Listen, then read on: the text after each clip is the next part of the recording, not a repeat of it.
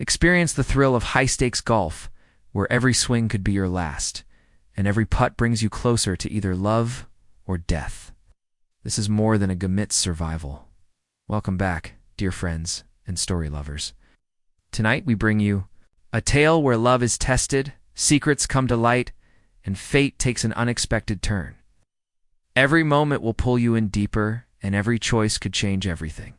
Tell us where you're watching from in the comments. And if this story touches your heart, like, subscribe, share it with someone who believes in true love, and hit the bell so you never miss the next chapter. The morning sun cast long shadows across Oakwood Country Club's emerald fairways, but Sophia Chen felt only darkness pressing against her chest.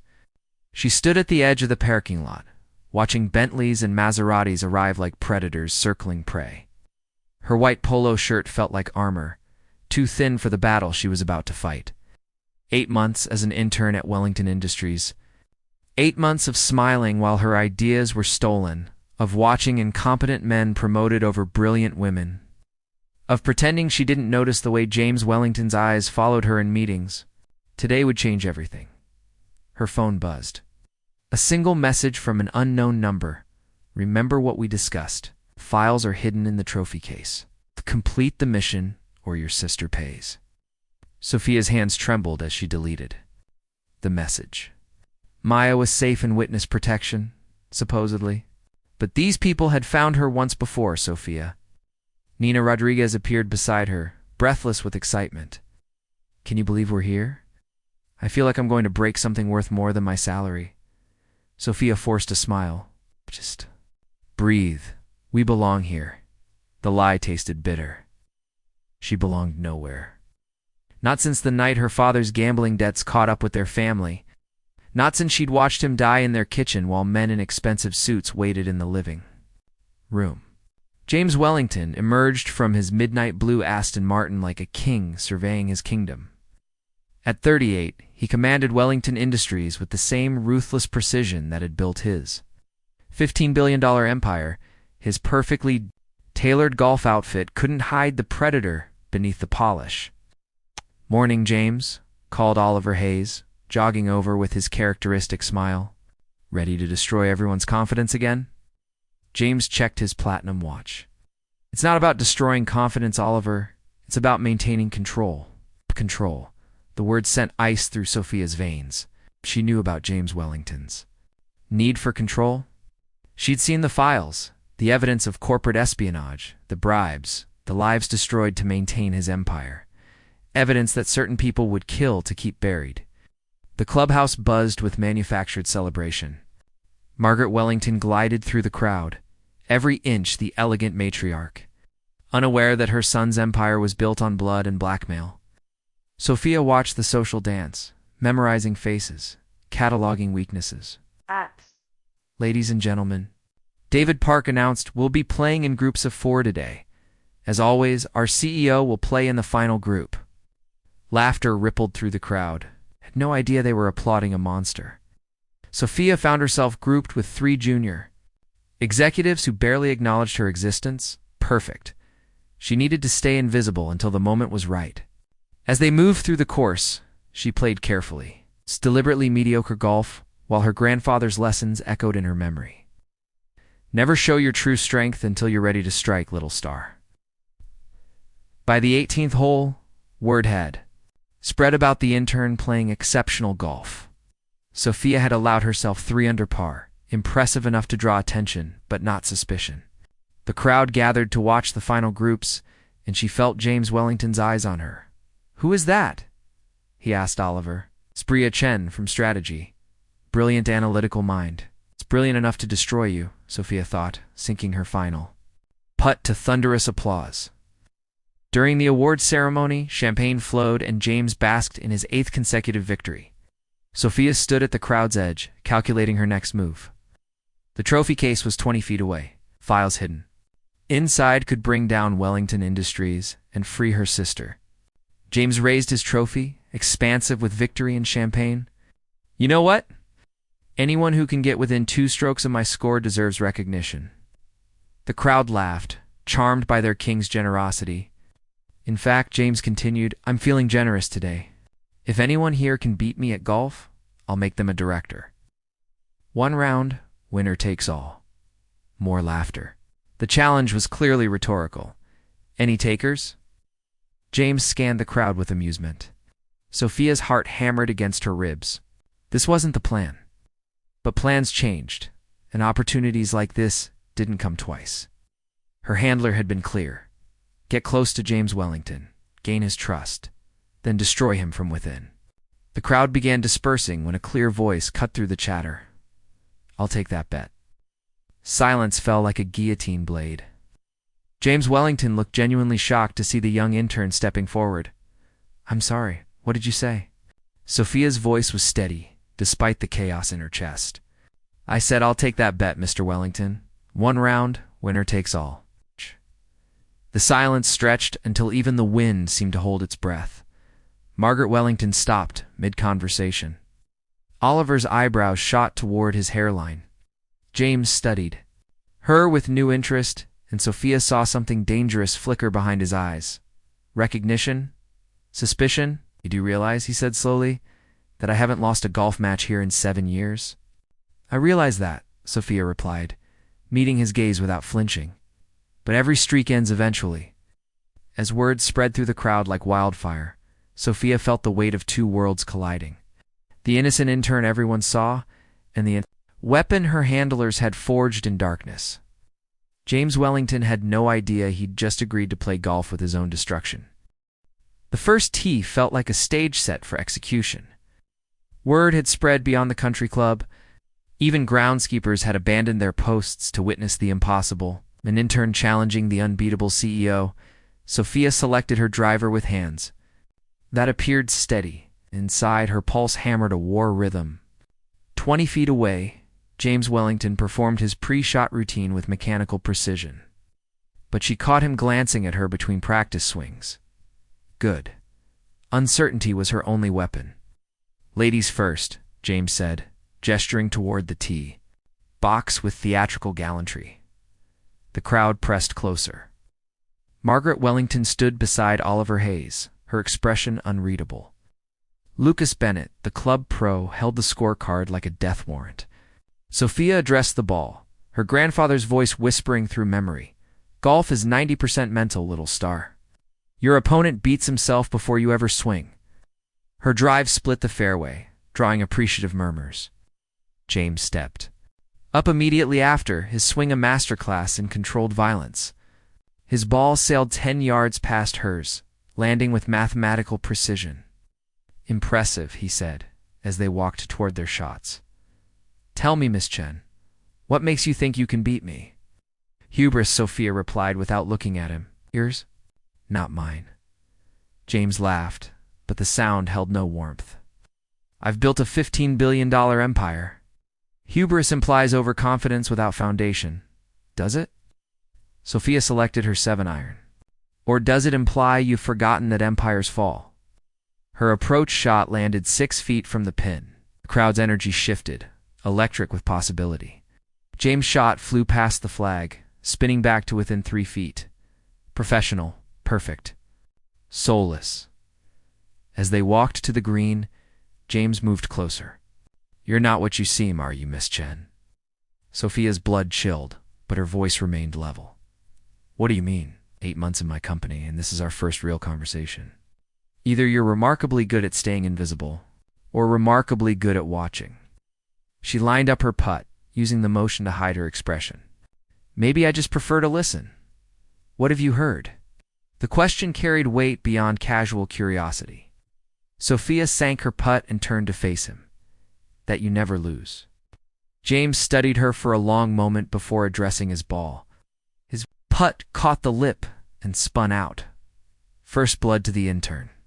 The crowd erupted. By the 5th hole, the dynamic had shifted. Sophia played with calculated aggression, each shot a small rebellion against the natural order. James maintained his technical excellence. But she noticed tension creeping into his shoulders, his jaw setting harder with each hole. Your form is exceptional, he said, as they waited on the 6th tee. Where did you learn to play? Public? Course in East LA my grandfather taught me. Grandfather. He worked maintenance at Riviera Country Club. learned by watching the members, practicing before dawn. She met his eyes. He taught me that the rich aren't better players, they just have better courses. James' smile was sharp enough to cut glass, and now you're on my course. For now. The turning point came at the 10th hole, a par 5 with water guarding the green. James laid up conservatively, the percentage play. Sophia pulled out her 3-wood. That's a risky shot, Oliver called from the gallery. So is challenging the CEO, Sophia replied, settling into her stance. She swung with controlled fury, channeling 8 months of swallowed pride, years of watching powerful men destroy everything she loved. The ball cleared the water by inches, rolling to within eagle range. James' expression darkened. Lucky shot.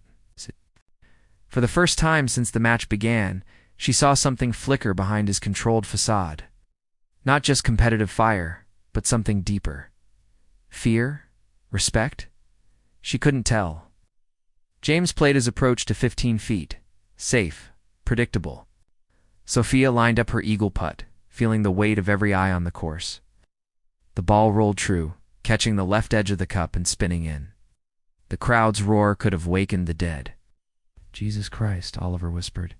Margaret Wellington clapped slowly, her eyes never leaving Sophia's face.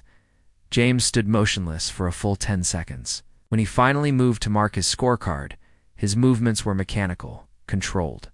But Sophia saw his knuckles whiten. Around the pencil.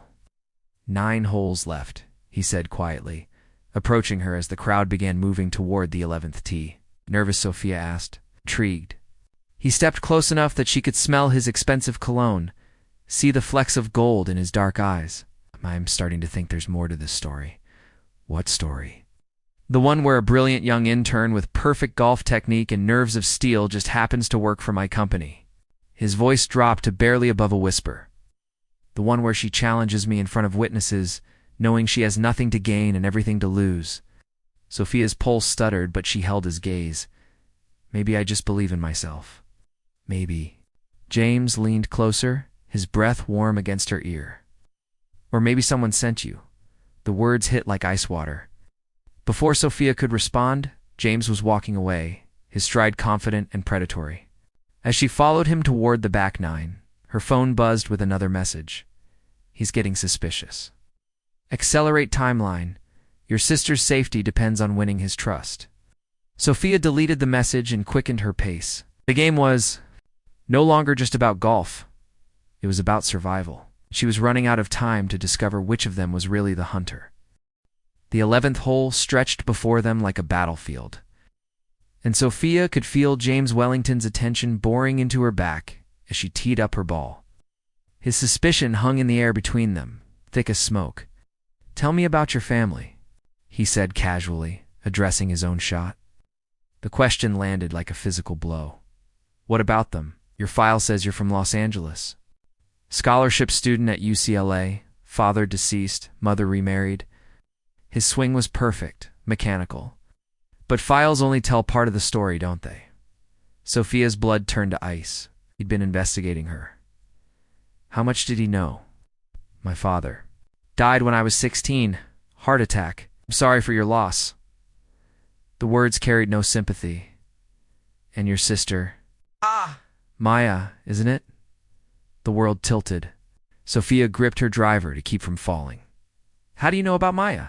James turned to face her fully, and she saw the predator she'd only glimpsed before. I know about everyone who works for me, Miss Chen. The question is, what don't I know? Her shot went wide, slicing into the rough. The first mistake she'd made all day. James nodded as if confirming something to himself. Pressure makes people reveal their true nature, he said, as they walked to their balls. In the rough, Sophia fought to steady her breathing. Her phone buzzed. He knows. Abort, or we kill her tonight. Bad lie? James asked, appearing beside her in the tall grass. I'll manage. She selected a wedge, her hand surprisingly steady, despite the chaos in her chest. James said conversationally. I've been thinking about your challenge. Most people wouldn't risk their career on a golf game, unless, of course, they had nothing to lose. Sophia's shot punched out of the rough, landing short of the green. Everyone has something to lose. True. The question is, what are you really here to lose? He played a perfect approach to within 5 feet. Or maybe the better question is, what are you here to take? On the green, as Sophia lined up a difficult 20-foot putt, James continued his psychological assault. I had my security team run a deeper background check during the front 9. Fascinating reading. The putt rolled past the hole. Another mistake. Your father didn't die of a heart attack, did he, Sophia? He was murdered. Shot 3 times in your family kitchen while you watched from the hallway. The club slipped from her numb fingers. The crowd, sensing something had shifted, pressed closer. The men who killed him worked for Vincent Caruso. Your father owed $2 million in gambling debts. James sank his putt with casual precision. Your sister Maya testified against Caruso's organization. She's been in witness protection for 3 years. Sophia's vision blurred. Stop. But here's what's interesting, James continued, marking his scorecard. Caruso was killed in federal prison 6 months ago, which means whoever sent you here isn't working for him anymore. He looked up, his eyes cold as winter. They're working for someone else, someone who wants something from me. The crowd watched in confused silence as Sophia struggled to maintain composure. Margaret Wellington stepped closer, her maternal instincts sensing distress. Oliver frowned, clearly picking up on the tension. Who sent you? James asked quietly. Sophia straightened, drawing on reserves of strength she'd forgotten she possessed. No one sent me anywhere? Then why are your hands shaking? She looked. Downey was right. She clenched her fists. Maybe because I'm playing the most important round of my life, against a man who apparently investigates his employees like criminals. Only the ones who lie to me. James' voice carried razor sharp. Authority? Only the ones who show up with perfect golf swings and fake backgrounds, challenging me to public matches while carrying burner phones that receive encrypted messages. The accusation hit like a physical blow. How could he possibly know about the messages? I don't know what you're talking about. James pulled out his phone, tapped the screen, and showed her a photo. Security camera footage of her in the clubhouse parking lot reading a message. The timestamp showed 20 minutes ago. I have cameras everywhere, Sophia. Motion sensors, audio surveillance. This is my kingdom, and I know everything that happens. In it, he pocketed the phone, including the fact that you received a message telling you I was getting suspicious and to accelerate your timeline. The world seemed to telescope down to this moment, this green, this man who saw through every lie she'd ever told. So I'll ask you one more time, James said, stepping close enough that only she could hear. Who sent you, and what do they want? Sophia felt the weight of invisible crosshairs on her back, her sister's life hanging by a thread. And the most dangerous man she'd ever met, waiting for an answer that would either save her or destroy her. They want you dead, she whispered.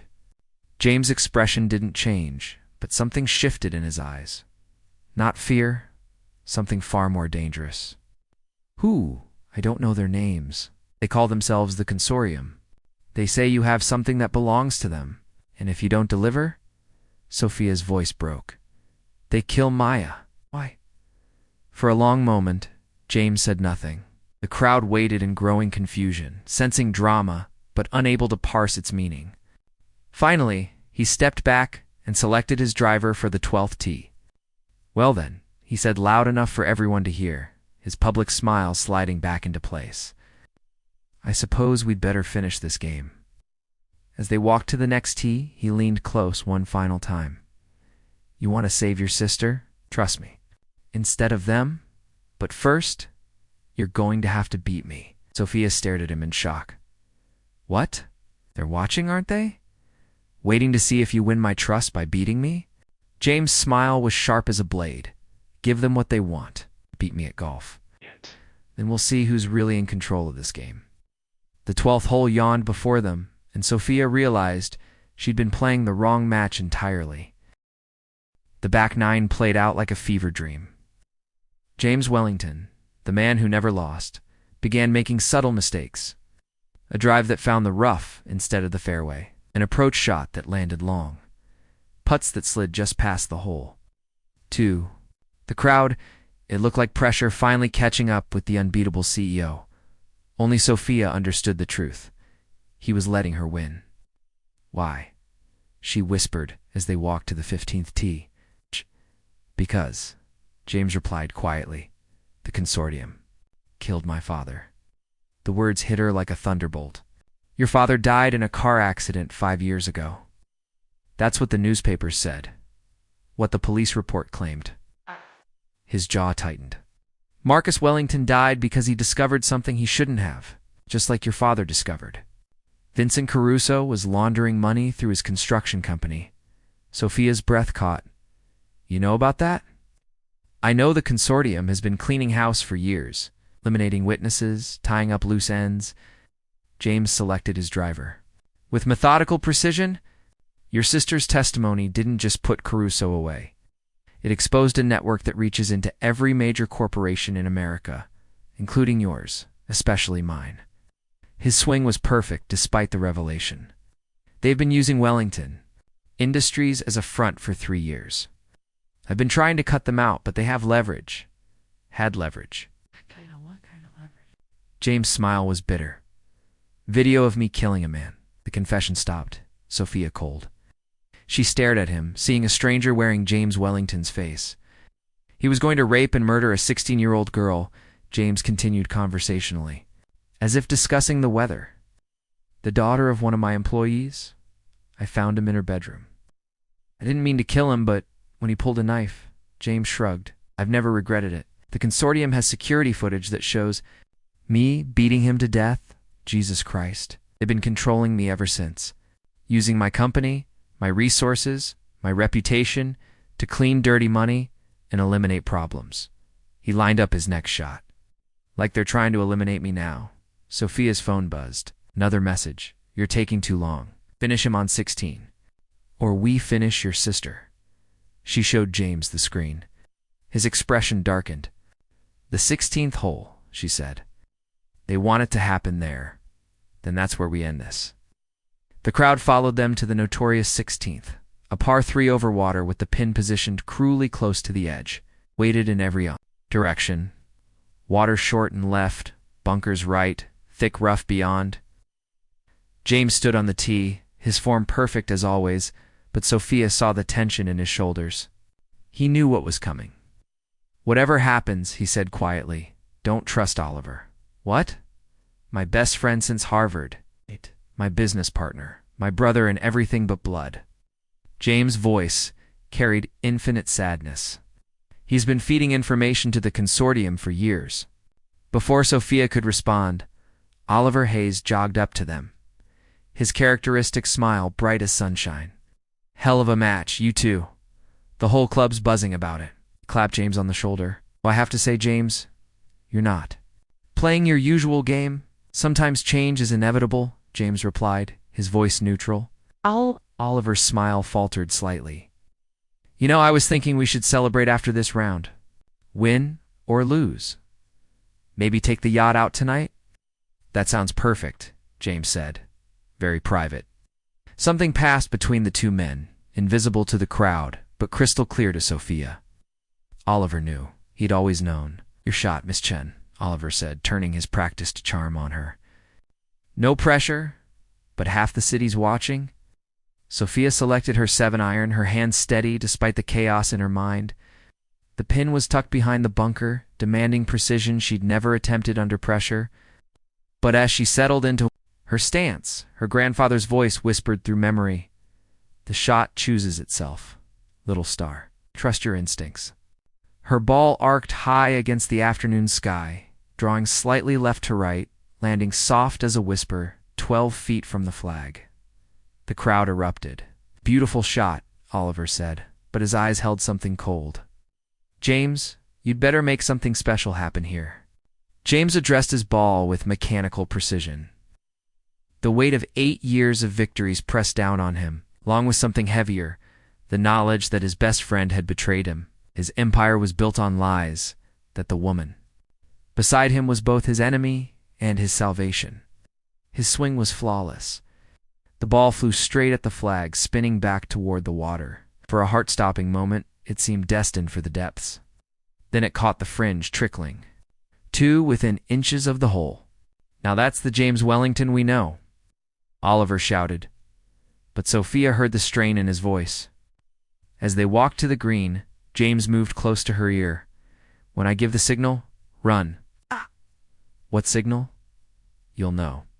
On the green, as Sophia lined up her putt, she felt eyes on her from every direction. The crowd hungry for drama. Margaret Wellington, elegant and concerned. Oliver Hayes, whose smile no longer reached his eyes. And somewhere in the shadows, the consortium's watchers, waiting for her to complete her mission. "This putt to tie," Lucas Bennett announced unnecessarily. Sophia read the line, feeling the slope beneath her feet. The grain of the grass, the weight of her sister's life in her hands. She pulled the putter back in a smooth pendulum motion. The ball rolled true, tracking toward the hole like a guided missile. The crowd held its collective breath. At the last second, the ball caught a spike mark and slid past the right edge. James had won by a stroke. "Ladies and gentlemen," David Park announced, "our champion for the 9th consecutive year, James Wellington." The crowd erupted in applause, but Sophia barely heard it. She'd failed. Maya was dead. Her phone would buzz any second with confirmation. Instead, James Wellington did something unprecedented. He handed her his trophy. Actually, he said loud, "Enough for everyone to hear. I think there's been a mistake." The crowd fell silent. "I may have won this match," James continued, "but Miss Chen won something far more valuable. She won my respect, my trust." He looked directly at Oliver as he spoke. And in business, trust is worth more than victory. Oliver's mask finally slipped, revealing the predator beneath. "James, what are you doing? What I should have done years ago." James pulled out his phone and pressed a button. "Ending our partnership." The sound that emerged from hidden speakers throughout the clubhouse was Oliver's voice, crystal clear. "The girl knows too much. Kill them both tonight. Make it look like an accident." The recording continued. "Wellington's becoming a liability. The consortium wants him eliminated after the tournament. Use the boat. Maritime accidents are harder to investigate." Oliver's face went white as marble. "That's taken out of context. You don't understand. I understand perfectly." James' voice carried the full weight of his authority. "I understand that my best friend has been planning to murder me."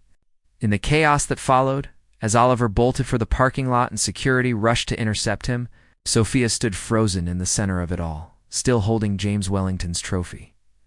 Her phone buzzed one final time. "Change of plans. You're with him now. Don't disappoint us." 3 hours later, Sophia sat in James Wellington's private office, surrounded by enough wealth to buy small countries. The golf tournament felt like a lifetime ago. Oliver was in federal custody. The consortium's network was unraveling as FBI. Agents raided offices across the city, but Maya was still missing.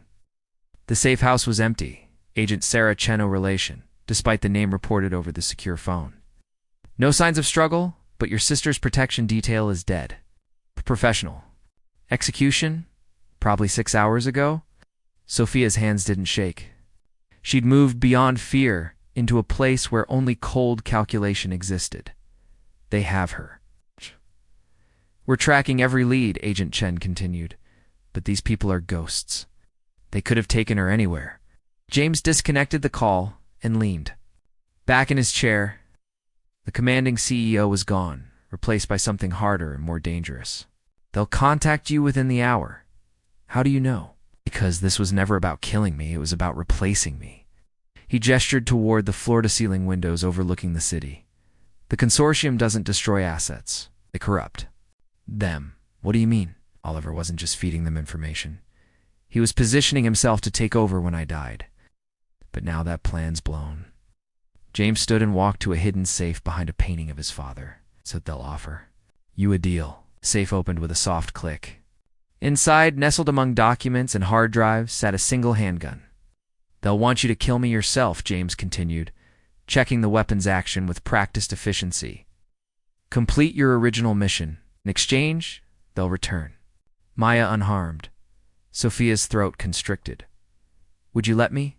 James looked at her for a long moment. "To save your sister?"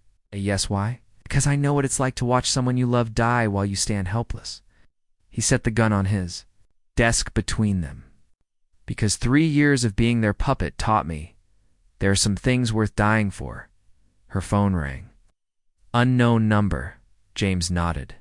Answer it. Sophia's finger trembled as she accepted the call. Hello, Miss Chen.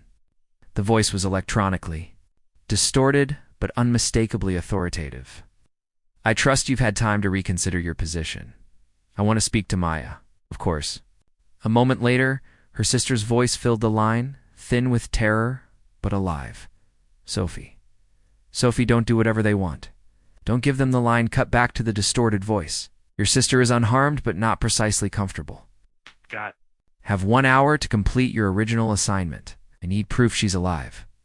You just had it. 1 hour, Miss Chen. Kill James Wellington, and your sister goes free. Fail, and she dies slowly while you listen. The line went dead. Sophia stared. At the gun on James's desk, it would be easy. 1 bullet, and Maya would be safe. James had even given permission. There's another option, James said quietly. What? He pulled out a tablet, showing her a schematic of what looked like a warehouse complex. Been tracking the consortium's operations for 2 years. This is their primary facility outside the city. If Maya's alive, she's there. How do you know? Because I've been inside. James's smile was sharp as broken glass. 6 months ago, I volunteered to help them eliminate a problem. Federal judge who was asking too many questions about offshore banking. Sophia's blood chilled. You killed a judge? I killed the 3 men they sent to kill the judge, and I made it look like he died in a car accident to protect his family.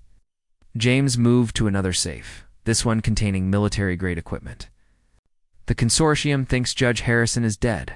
He's actually in protective custody, gathering evidence. That's insane. Survival. James strapped on tactical gear with professional efficiency. The warehouse has 12 guards rotating. Shifts, electronic surveillance, and exactly 1 blind spot. He handed her a bulletproof vest. We go in tonight. You think I'm letting you face them alone? James's laugh was bitter. Besides, they'll expect you to come. They won't expect both of us. Sophia weighed the vest in her hands. It felt like accepting a death sentence. This is suicide. But it's our suicide. James met her eyes, and she saw something she hadn't expected. Hope. Your sister deserves better than being used as leverage. You deserve better than being their weapon. And you deserve better than dying for my mistakes. I've been dead for 3 years, James replied. This is the first time I felt alive, too. Hours later, they crouched in underbrush outside the warehouse complex. James had been right about everything. 12 guards, rotating patrols. Electronic surveillance that missed exactly 1 corner of the building. What he hadn't mentioned was how being near him made her pulse race in ways that had nothing to do with danger. Maya's in the east wing, he whispered, checking his weapon. 3rd floor, corner room. I'll handle the guards. How many people have you killed, James? Tonight. As many as necessary. They moved like shadows through the darkness. James had been trained by someone professional. Every step was calculated, every breath controlled. Sophia followed his lead, her grandfather's lessons about patience and precision translating unexpectedly. Well, to warfare, the 1st guard never saw them coming. 2nd barely had time to reach for his radio. By the time they reached the east wing, James had become something elemental and terrifying. Maya was exactly where he'd said she'd be, bound to a chair in a concrete room. Bruised but breathing. When she saw Sophia, tears of relief streamed down. Her face, I knew you'd come, Maya whispered, as Sophia cut her restraints. I knew you wouldn't let them win. It's over, Sophia replied, but even as she said it, she knew it was a lie. They made it to the ground floor before the trap closed. 20 men emerged from the shadows. Weapons trained on them from every direction. Leading them was Oliver Hayes, his Harvard smile replaced by something cruel and hungry. Did you really think it would be that easy? Olivera asked conversationally. Did you think we'd just let you walk out? James stepped protectively in front of both sisters. Let them go, Oliver. This is between us. Actually, it's not. Oliver gestured and 2 of his men grabbed Maya. See, the consortium has decided. You're all too dangerous to live. But we're nothing if not sporting. He tossed a single bullet onto the concrete floor. 1 shot, Oliver announced. Kill James, and your sister lives. Refuse, and we kill her in front of you. Then we kill you, and we find another intern to take your place. Sophia picked up the bullet with numb fingers, around her 20 weapons. Waited. Maya's eyes were wide with terror. James stood perfectly still, acceptance written across his features. "I'm sorry," Sophia whispered. She raised her weapon. James closed his eyes. Sophia spun and put the bullet through Oliver Hayes' forehead. The warehouse exploded into chaos. Gunfire erupted from every direction. James tackled Sophia to the ground as bullets chewed chunks from the concrete walls. Maya screamed. Through the violence, Sophia heard the sound that would haunt her dreams. Helicopters. Through skylights. The FBI task force James had secretly contacted hours earlier. The firefight lasted 3 minutes and felt like 3 hours. When the smoke cleared, half the consortium's men were dead, the rest in custody. Maya was safe in Sophia's arms. Both of them covered in concrete dust in someone else's blood. James Wellington sat against a bullet-scarred wall. Pressure bandage over his shoulder, watching federal agents catalog evidence that would dismantle a criminal network spanning continents. You called them? Sophia said, kneeling beside him. It wasn't a question. The moment you told me who sent you. James winced as a paramedic adjusted his bandage. I've been gathering evidence for 2 years, waiting for the right moment to move. You gave me that moment, by challenging you to a golf game, by trusting me with the truth. His eyes found hers in the chaos. Do you know how long it's been since someone told me the truth about anything? Agent Sophia Chen approached, looking exhausted but satisfied. The consortium's leadership is in custody across 4 countries. Their assets are frozen, their network broken. She looked at Sophia. Your testimony will be crucial in the trials. What about Maya's protection? Full immunity, new identities. If you want them, federal protection until this is over. The agent's expression softened. You did good work tonight, Miss Chen. As the agents processed the scene, James and Sophia found themselves alone for the first time since the golf course. What happens now? She asked. Now you get your life back. James struggled to stand, waving off her offered help. New identity, clean slate, whatever you want to be. What about you? Prison, probably. I killed people, Sophia.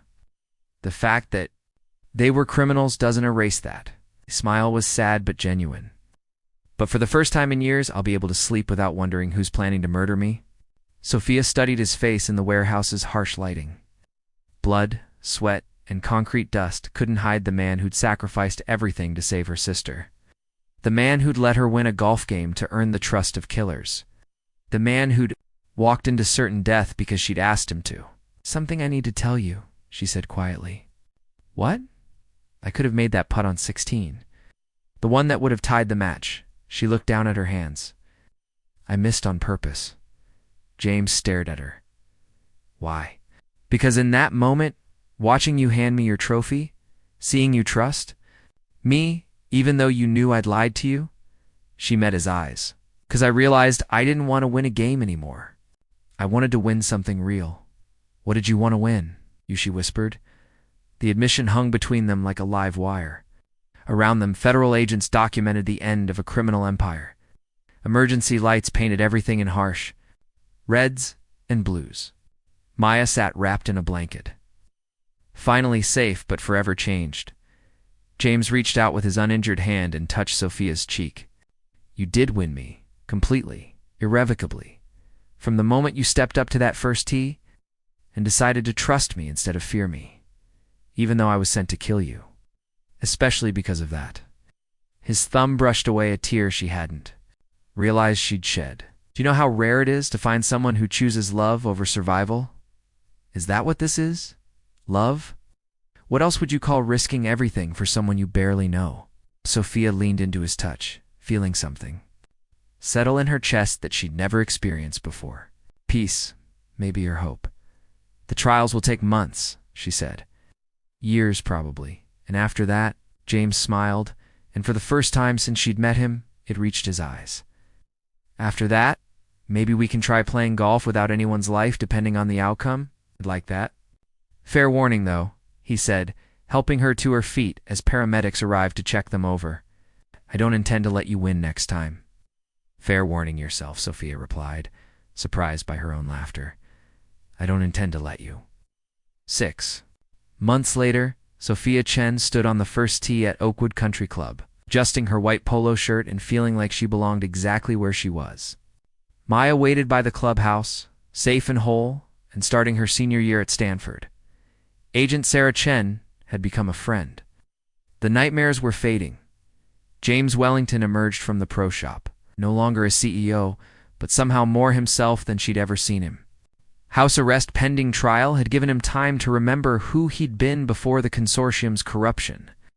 The man walking toward her was someone she was still getting to know. Ready for this? He asked, offering her a driver. You sure?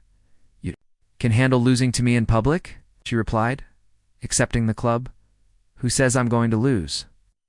Sophia addressed her ball, feeling the familiar weight of the club in her hands. The perfect balance of tension and relaxation that her grandfather had taught her. But this time, there were no secrets between them, no hidden agendas, no lives hanging in the balance, just two people who'd found each other in the darkness and chosen to walk into the light together. Her drive split the fairway perfectly, drawing appreciative applause from the small gallery of federal agents, lawyers, and friends who'd gathered to watch. James stepped up to the tee, his form as perfect as ever, but his smile purely happy. Nice shot, Miss Chen. Thank you, Mr. Wellington. Try to keep up. As they walked down the fairway together, Sophia realized that sometimes the most important games aren't about winning or losing. Sometimes they're about finding someone worth playing with for the rest of your life. Behind them, Maya called out encouragement. Ahead lay 18 holes of possibility, and whatever came after, it was enough. It was everything. The end.